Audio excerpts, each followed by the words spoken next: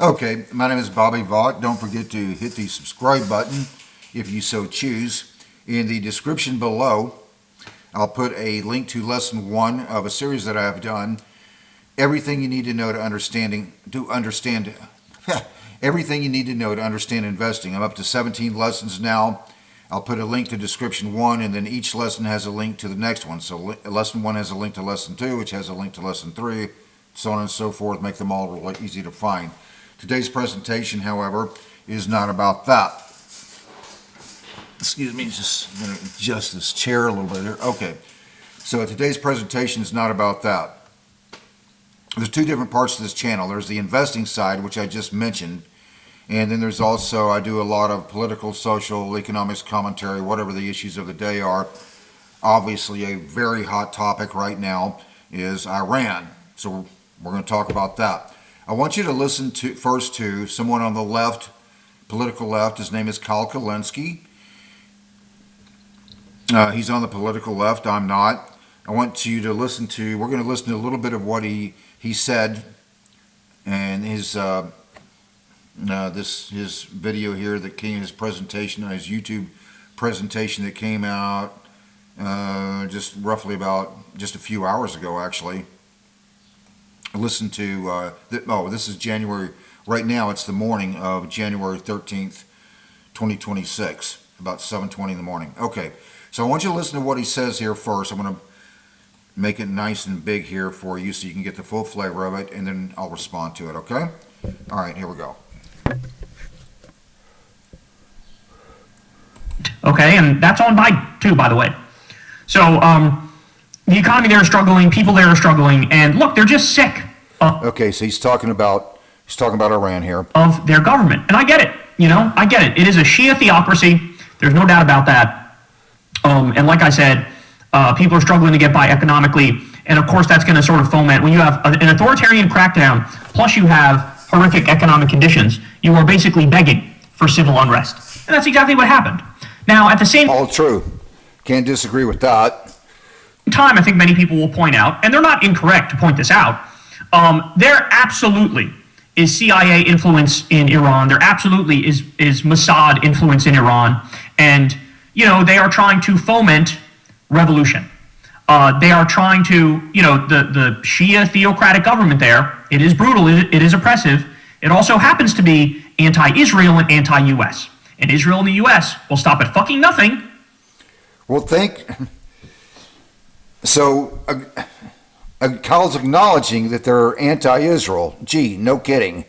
To try to change that regime and put a little Israeli and U.S. puppet in control of that country, who also, by the way, would not give a fuck about the economic conditions of regular Iranian people. Okay, so now Kyle is going to decide he's going to look into his crystal ball here and tell you what the future in Iran would look like. In the event that, according to any outside influences. So it's kind of hard to disaggregate what's real, what's organic, versus what is sort of prodded by the CIA and Mossad. How much is it infiltration leading to destabilization versus how much of it is organic? And I think the honest answer to the question, I think there's both things are going on. There are... Okay, so you get you got the idea. I'm going to go ahead and stop right there and comment. All right. Camera set back up here. This is basically the same criticism that we heard that I heard at least, from from the Young Turks, also on the left, Cenk Uygur and Anna Kasparian, and I'm specifically thinking of Cenk Uygur right now. So when he says this revolution in Iran is absolutely influenced by the CIA and Mossad. And now here's Kyle saying it. Influenced by the CIA and Mossad. Here's my reaction to that. Yeah, and maybe it is. So what? Kyle himself, you just heard it, he just acknowledged that Iran is very anti-Israel. Gee, you think? Well, heaven forbid Israel would want to help take down a ridiculous theocracy that has made it clear for 47 years that they want to annihilate Israel. Funds Hezbollah and Hamas, both of which have the stated goal in their very charter of the annihilation of Israel.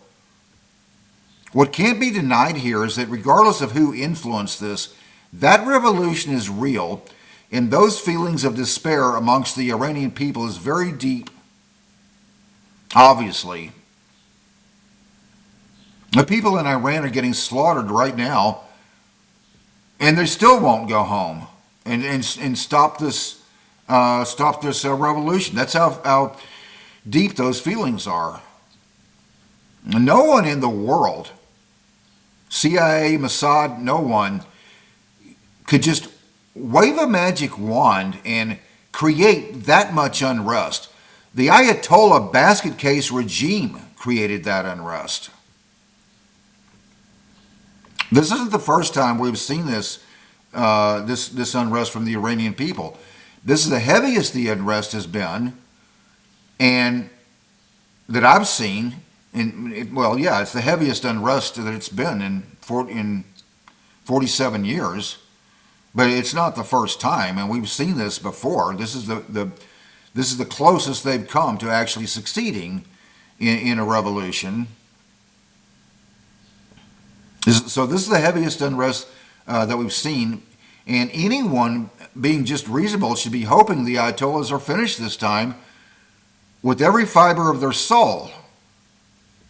So just clarifying, Kyle on the one hand acknowledges the unrest is because of this ridiculous theocracy, and then turns around and decides what's important is to determine how much of it is organic, as he put it, within Iran, and criticizes the CIA and Israel for giving any assistance to helping this revolution succeed and help the Iranian people. On the one hand, he acknowledges that Iran regime is garbage, even to its own people. Then he's decided what is really important, though, is we got to figure out what degree that revolution in the streets of Iran is, organic, as Kyle put it, versus outside influenced.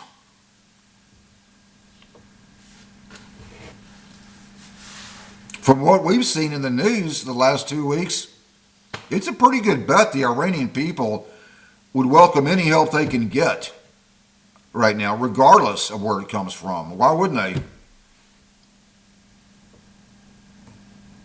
Wow.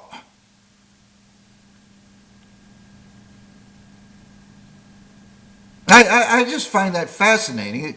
Acknowledge it's a basket case authoritarian regime in Iran, theocracy, all true. But, if it's any help in getting rid of it and helping the Iranian people must be, a bad thing in Kyle's mind, unless it's, it's got to be exclusively organic, as he put it. Here's what fascinates me. You can learn a lot by noticing what doesn't happen. Who has no concerns whatsoever of being attacked by anyone? Well, let's see. For example, Cairo, amongst others. There's been a cold peace between Egypt and Israel since 1979. That's just fascinating. There's peace in just think about it. There's peace in every part of that region where you find people who have demonstrated an interest in peace with Israel. Go figure. Even the Saudis know it. The Saudis' biggest concern is not Israel. No one in Riyadh is worried about getting attacked by anyone unless it's from Iran. The Saudis are fed up with Iran. The whole world is fed up with Iran except Russia butting up to the Iranian regime and maybe a couple others. Iran has been funding and supplying Hamas and Hezbollah with money and rockets, and even Kyle knows that. They've been doing it for a very long time. between Hamas and Hezbollah, the bigger threat is Hezbollah. Hezbollah has 100,000 rockets they could rain down on Israel right now. And let's just clarify that further.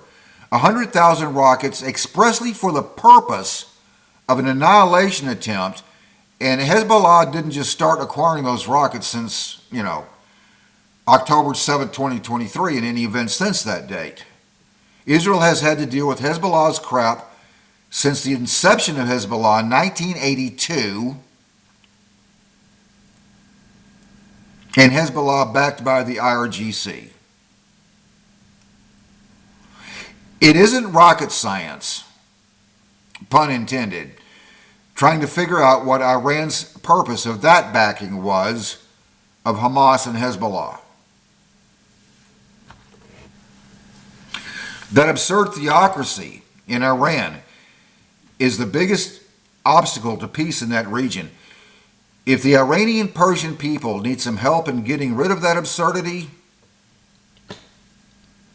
and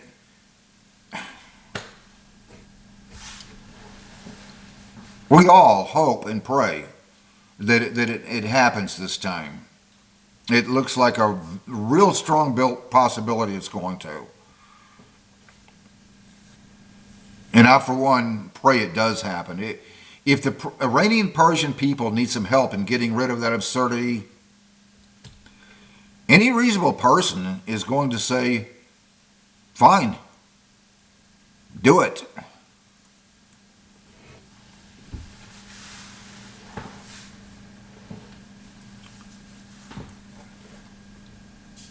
And pray for the Iranian people,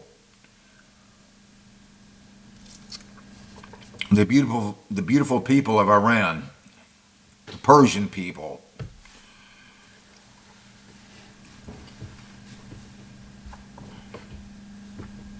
In any event, if you're interested, there's that that 17th lesson, everything you need to understand investing, everything you need to know to understand investing. Don't forget to hit the subscribe button if you so choose. Until next time, hope life is treating you well. You have a great day.